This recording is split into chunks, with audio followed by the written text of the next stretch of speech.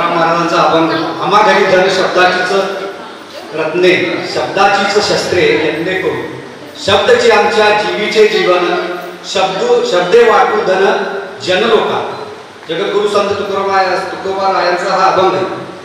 त्याने ह्या आपल्या स्नेह संमेलनाची सुरुवात करतोय. तर ह्या केवळ स्नेह संमेलन म्हणता येणार नाही किंवा आपला हा मेळा माझी विद्यार्थ्यांना एवढं म्हणणार नाही. तर मी याला कृतज्ञता मेळावा असं पण म्हणू इच्छितो. कारण खरोखर आता जे उपस्थित विद्यार्थी आहेत काही उपस्थित नाही आहेत पण सगळ्यांनी एक चांगली प्रगती केलेली आहे.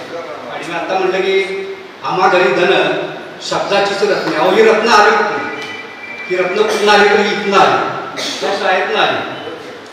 आमचे संस्थापक RP अण्णा असतील शरद पाटील सर असतील 1991 साली 91 साल मला आठवत आहे.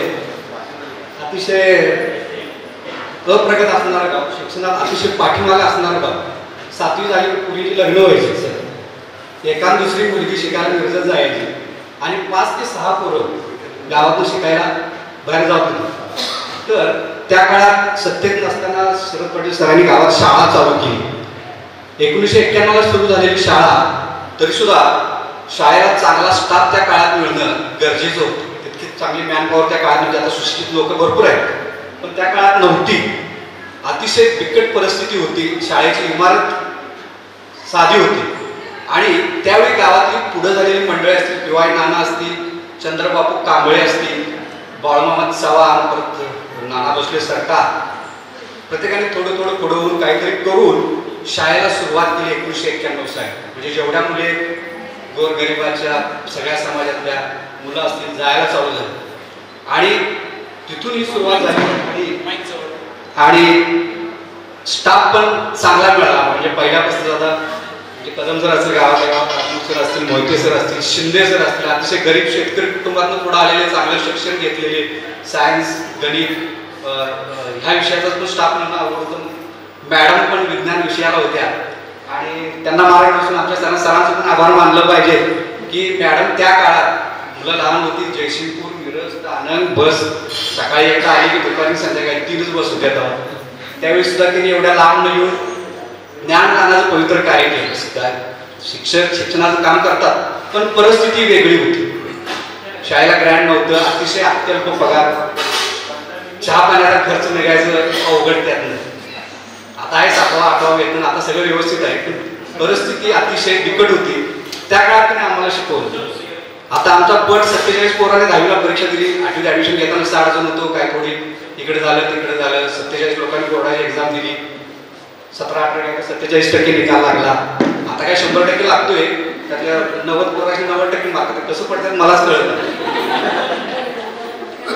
आता परिस्थिती वेगळी आहे पण त्यांनी ज्या परिस्थितीत शिकवलं क्लास बेस्ट आम्हाला काही माहीत नव्हतं तरी सुद्धा एक चांगला बुद्ध्यांक आमच्या विद्यार्थ्यांचा बुद्ध्यांक जो आहे तो चांगला आहे आणि तो स्पर्धेत टिकण्यासारखा आणि त्यांना जे ग्राउंड किंवा कोर नॉलेज म्हणते त्या प्रकारचं ते नॉलेज आहे.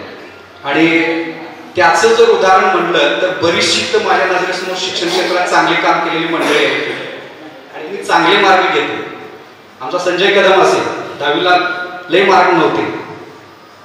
लय आपला 70% मार्क होते. तो 12वी सायन्सला गेला. क्लास लावायला फी नाही. खाजगी ट्युशन टीचर म्हटला मी शिकवतो तू यायचं काम कर. तिने 12वी केलं 70चं 80 झालं. आता परिस्थिती उलटी आहे. 9वीला 80 असतात 10वीला 80-90 असतात 12वीला जाते 47 आणि 48 पडलं म्हणून सांगतो. तसं झालेलं नाही. डबल झालं. म्हणजे 10% म्हणजे इंग्लिश मिडियम असून त्यातनं त्यानं ते अचीव केलं. म्हणजे कशामुळे केलं तर ह्या शिक्षकाच्यामुळे केलं. त्याचा पाया जो आहे तो मजबूत आहे आणि ह्या शिक्षकांनी केलं. अशी उदाहरणं आहेत. सगळीच मुलं आहेत चांगले आहेत. आता एक मी त्याचं एक उदाहरण दिलं त्याच्यानंतर मग इंजिनिअरिंगला ट्युशनमधनं ॲडमिशन मिळालं स्पर्धेतनं कॅपराऊंडमधनं गव्हर्नमेंट कॉलेज मिळालं. त्याची पण परिस्थिती गरीब होती तरी पण त्यानं JC-पूरला जाऊन BE केलं. त्याच्यानंतर आता जस्ट त्यानं 2-3 महिने झाले MTech पण केलं आणि he is going to register for PhD आणि PhDला पण तो आता रजिस्ट्रेशन करतोय कम्प्युटर सायन्स आणि टेक्नॉलॉजीमध्ये. आणि चांगलं आहे. म्हणजे शिक्षण क्षेत्रात तुम्ही जर शिक्षक आहे तसंच तो कॉलेज म्हणजे महाविद्यालय शिक्षकांना विद्यार्थ्यांना शिकवायचं काम करतोय आणि शिक्षकांमध्ये जे काही क्वालिटीज असावेत गुण असावेत ते सगळे त्याच्याकडे आणि मी सुद्धा त्याला गुरुजीच म्हणतोय, कारण माझा पण गुरुजी आहे. मी सुद्धा इंजिनिअरिंगला होतो, डिप्लोमाला होतो सर. इंजिनिअरिंग लोक सोडून दिले ती M3 गणित, सरांचा आमच्या विषयी गणित तो सुटत नाही म्हणून M1 M2 आणि M3 सुटत नाही म्हणून इंजिनिअरिंगचे विद्यार्थी सोडून देतात. माझं M1 सुटलं, M2 सुटलं आणि M3 अडकलं होतं. आणि ते काय सुटून आता क्लास लावण्यामध्ये पैसे पण होतात, आता करायचं काय. मग आम्ही काय कधी मनात कमीपणा मोठेपणा असं काय मानलं नाही. संजय कदमकडे गेलो, गुरुजी हे शिकवायला. गुरुजीजवळ जाऊन 1 तास बसलं, यावं भेटत झालं. त्याच्याकडे डेरिव्हेटिव्ह असेल, ट्रिग्नोमेट्री असेल, इंटिग्रेशन काय सगळं त्याच्याकडे कुठलं काय विचारलं त्याच्याकडे नॉलेज नाही असं नाही. ती लगेच सरळ सोप्या भाषेत. आणि आमचं कसं आहे, नाळ जुळली होती, सूत्र जुळलं होतं, त्याच्यामुळं सहज सांगत जायचं, ते समजत जायचं. दोघं एका शिक्षकाकडनं पहिलीपासून शिकलो होतो, दोघं एकत्र म्हणजे एक रस्ता घराला घर लागून म्हणजे ती जडणघडण झाली होती. त्यातनं आम्ही तो शिकत गेलो आणि हे होत गेलो. आता हा झालं सध्याचं मी आता सांगितलं, असू दे. त्याच्यानंतर बोरी होत नाही ना, मी आपलं बडबडणार मोबाईल बोलणार. तर सुरुवात झाली सर 1991 साली हायस्कूल सुरू झालं आणि 1991 साली आम्ही पहिलीत होतो. आणि पहिलीत ऍडमिशन घेतलं, तिथं आम्हाला शिकवायला होते भोशाचेच सरांच्या जवळचे 6 पाटील, 7गोंडा 8गोंडा पाटील. आणि मला त्यांच्या आधी आठवण काढू वाटते, त्यांच्या चरणी आम्हाला सर्वांना पुस्तक व्हावं वाटते. आणि आयुष्यात तर धार लागायचं कुठलं वय असेल तर पहिली ते 4थी. जसं खुरप्याला धार दिल्याशिवाय ती कापत नाही, तसं मेंदूला एक चांगली धार आम्हाला त्या काळात पहिली ते 4थीतच मिळाली. आणि आम्हाला इतकी भीती त्यांची काय, आता ही भीती आता आपलं ते एकत्र जमलं की आता जुनं ते बालपण आठवावं म्हणून की बालपण देगा देवा म्हणजे साखरेचा रवा. ते बालपण आता चांगलं वाटायचं, त्यावेळी पण चांगलंच वाटायचं. आम्ही काय बालवाडीला घेऊन डायरेक्ट पहिलीच ऍडमिशन घेतली. LKG UKG काय नव्हतं, लाडात वाढलो तर जायचं नाही शाळेत. ते पाटील गुरुजीकडे घेतलं ऍडमिशन. 6 वर्ष झाल्यावरती काही कुठून घेऊन जात होते, दांड्या मारायचं. ते काय गुरुजी काय ऐकणार नाही, घेऊन मारून घेऊन शिकवणार. आणि त्यांनी शिकवलं. आणि आमच्या मनात एवढी भीती होती त्यांच्याविषयी, तुम्हाला सांगायचं म्हणजे बाथरूम जायचं सरांना सांगायचं सुद्धा आम्हाला धाडस व्हायचं नाही, बाबा घंटावर तवाच जायचं, आतमध्ये उठून काही सांगायचं नाही. मग वाटलं आहे गुरुजी लई कडक आहे आणि एक दुसरी तिसरी चौथी तिला वाटते का चौथी संपली 5वीत जाते. तिथं जरा चांगलं होईल म्हटलं. तिथं 5वीतनं 4थीतनं 5वीला होती तर आणि गुरुजी लागला संधी माझ्या एवढे शांत होते, त्याला तर एका लईच पडवलं. लईच अवघड आहे, प्रत्येक विषयाला वेगवेगळा शिक्षक हे ते. वाटला आता हायस्कूलला जाऊया, चांगलं होईल म्हटलं. हाफ पॅन्ट होती, फुल पॅन्ट मिळाली, कोकणातून शिवून आणली, आठवीला ऍडमिशन घेतलं. आणि सरांनी मारून इन्सर्ट करायची सवय लावली मोठे सरांनी. आणि त्याचा उपयोग झाला. इंजिनिअरिंगला गेलो तिथं पण इन्सर्ट करायला लागायचा. इंजिनिअरिंगला गेलो तिथं मग ते उपयोगी पडतं. शूज पाहिजे, इन्सर्ट पाहिजे, गेटअप चांगला पाहिजे, त्याचा पण फायदा झाला. हायस्कूलला गेलो तिथून आता मुख्याध्यापक शिंदे सर लागले, सगळ्या कंट्रोल तिथे त्यांच्याकडेच होता. तिथं पण काय हालचाल करता आली. आणि सरांनी मग शिकवताना एकदा म्हणले की शाळेत अभ्यास करायला पाहिजे बाबा, उद्या तुम्हाला पोरं बाळ होणार तर पोरं काय जर विचारलं तुम्हाला सांगता आलं पाहिजे. मी म्हटलं ते अवघड कोडं झालं म्हटलं. आता पोरग्यानं आपल्या जर ते विचारलं तर आपल्याला सांगता आलं पाहिजे. आणि त्याचा फायदा पण झाला. पोरगी परवा गेली 9वीला आणि तुला शाळेत शिकवलं होतं ते काय गुरुजी अक्षतेचं. मला म्हणजे पप्पा तुम्ही सारखं मोठं हे करताय, गुरुजी अक्षतेचा नियम सांगा म्हणजे. तिनं पाठ करून जाते हो. मी आपलं बोलता घेतो मोठं बोलायला असते.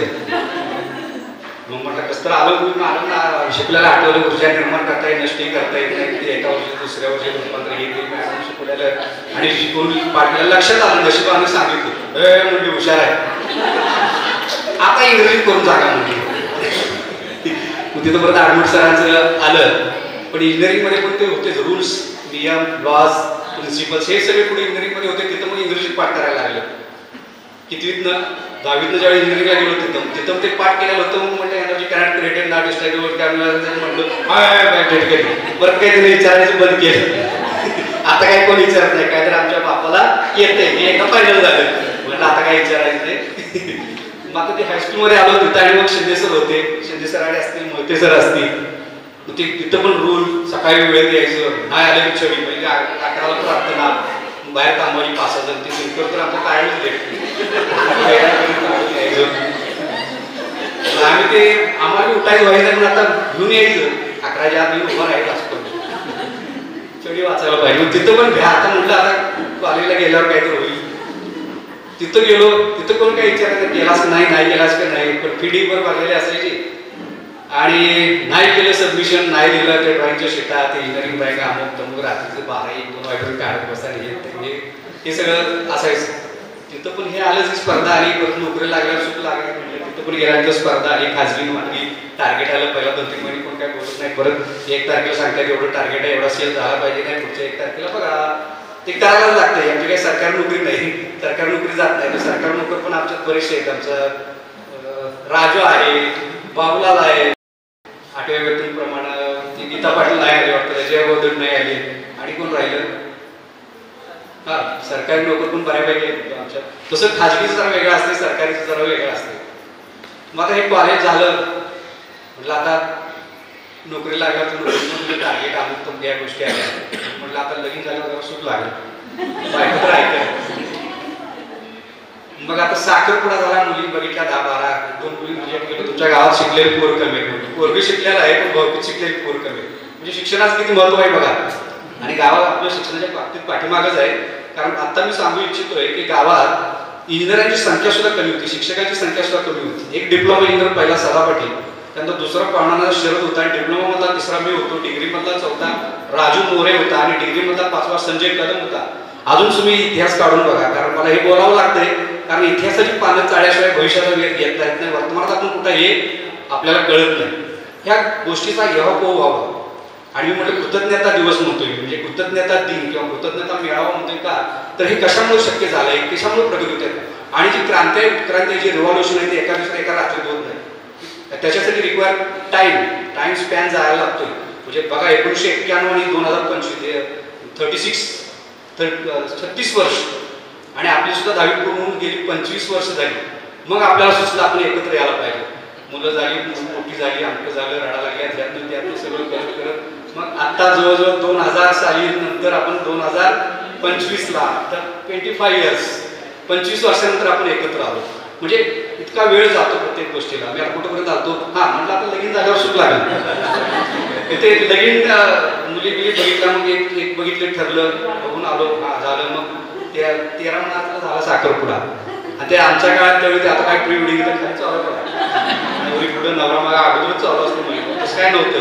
साखरपुडा झाल्यावर मग नवरीचा नंबर द्यायची असं होतं ते नवीन आहे तोपर्यंत भारी वाटायचं म्हणजे 13 मार्चला साखरपुडा 5 मेला लगीन झाला मध्ये 45 दिवसाचा स्पॅन होता 45-46 त्यावेळी व्हॉट्सअप फेसबुक होतं पण फेसबुकला कॉलिंग नव्हतं आणि मोबाईल साधन नोकियाचं ते जावा सॉफ्टवेअरवर चालणार होतं ते तेवढं काही हे नव्हतं सपोर्ट नव्हतं नुसतं कॉलवर बोलायचं.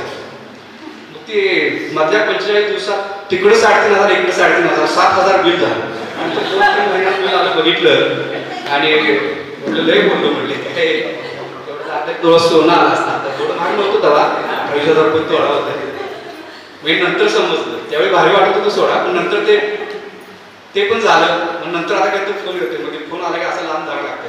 पहिला शब्द असते कुठं आहे ऑफिसमध्ये आलं 6:30 वाजून गेलं की लय काम करा लय पगार लवकर या तुम्हीचा अभ्यास घ्या असं करा ते केवायचं पडते आणि म्हणजे तिथं सुद्धा गेलं म्हणजे टार्गेट शिस्त परत हे सगळ्या गोष्टी पाळायला लागतात आणि हे आयुष्यात जन्म आपल्या आता शेवटपर्यंत आलं आहे म्हणजे जोपर्यंत आपण शेवट जाणार आहे तिथपर्यंत ते तुम्ही लावून दिलेले नियम असतील अटी असतील तुम्ही दिलेले संस्कार असतील शब्द असतील हा शब्द भांडार आहे हा शब्द संग्रह आहे हे जेवढे एक्सप्रेशन आहे एवढं बोलायला लागले ते कुणी दिलं तर ते लहान वयात त्या कवड्या वयात लहान वयातच आकार द्यायला लागतो. एकदम उठला 16-17 वर्ष शिकायला शिकत नाही तसं त्या लहान वयात अतिशय प्रतिकूल परिस्थितीत तुम्ही शिक्षक लोकांनी ह्या संस्थेला शरद पाटील सरांनी देशमुख अण्णा पाटलांनी आणि तुम्ही सुद्धा सामान्य गरीब शेतकरी कुटुंबातले सर्व शिक्षक लोक अतिशय सामान्य परिस्थितीतून आलेलो त्यातनं सुद्धा त्या तुमच्या कर्तव्याशी तुम्ही प्रामाणिक राहिला ठाम राहिला आणि व्यवस्थित आम्हाला शिक्षण दिलं त्याबद्दल मी म्हणतो ही कृतज्ञता व्यक्त करायचा दिवस आहे. त्या दिवसाच्या निमित्तानं आपण इथे एकत्र आलो ह्या गोष्टीचा सुद्धा आनंद आहे. त्याचबरोबर दुसरा हेतू आहे, सगळे एकमेकांना भेटतील, जुने मित्र आहेत, एकत्र आपण 10 वर्ष शिकलोय, सगळ्यांच्या ओळखी, भेटी गाठी, प्रगती. आणि हे इथं आल्यानंतर सगळ्यांनी आपल्या मनात तरी काढून टाका, जरा वेळ व्हायला लागलाय, सगळ्यांना बोलायचं आहे, 1-2 मिनिटात संपवतो. तर सगळ्यांनी मनातलं पहिल्यांदा हे काढून टाका की मी लय मोठा आहे, मी लय बारका आहे, ते आमका असं आहे, तर काय काही नाही. आपण सगळे एका लेवलला आहोत. स्वतःला इतरांपेक्षा मोठं समजणं हे सुद्धा असंवैधानिक गोष्ट आहे, ज्याला की काय म्हणतात, मनुवादी विचार किंवा स्वतःला इतरांपेक्षा कमी समजणं हे सुद्धा असंवैधानिक ऍक्टिव्हिटी आहे किंवा त्याला मनुवादी विचार म्हणतात. असा विचार कधीही कुणी मनात आणायचा नाही. आपण सगळेजण एक आहोत, एका लेवलला आहोत. आपण सगळेजण आपल्या लहानपणी अशी काही कुठली भावना नव्हती, हे असं आहे ते तसं आहे, गरीबाईचे मत आमच्या पण काय नाही, शाळेला जायचं, पाठी टाकायचं, अभ्यास करायचा, पास झालं, नापास झालं. अगदी तसंच निरागस, शांत, निर्मळ आपल्याला आजपर्यंत जगत होतो, म्हणजे त्या काळी जगत होतो, तेच आपण इथून पुढे जगायचं आहे. तर सगळ्यांना 40+ आहे, एक मॅच्युरिटी स्टेजला आपण आलो. आता जे स्ट्रगल होतं, लगीन व्हायचं आहे, कुठली बघायचं आहे, नोकरी स्थिर व्हायचं आहे, पगार वाढायचा, हे सगळं झालेलं आहे आता. आणि मुलं पण आता बऱ्यापैकी हाताखाली आले. काय काय मुलं मुली लग्नाला आहेत, आता पुढच्या गेट टुगेदरला अकाउंट घेऊन येतील.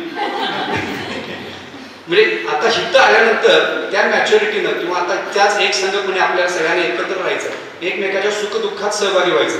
हा ग्रुप यापूर्वीच तयार व्हायला पाहिजे, पण कदाचित झाला नाही.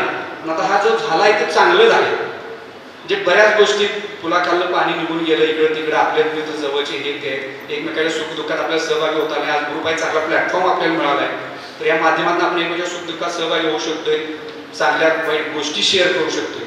म्हणजे एक चांगली गोष्ट आहे.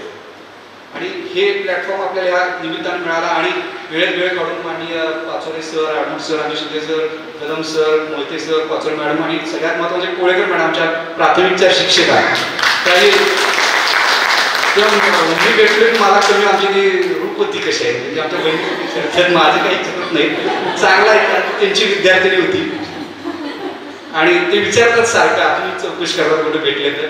छान वाटलं मॅडमला. तुम्ही सगळ्यांचं मी परत एकदा स्वागत करतो.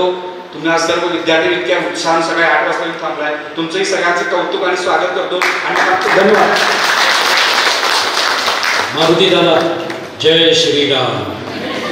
खूप छान तुमच्या शिक्षकांविषयीच्या, शिक्षण व्यवस्थेविषयीच्या भावना व्यक्त केल्या.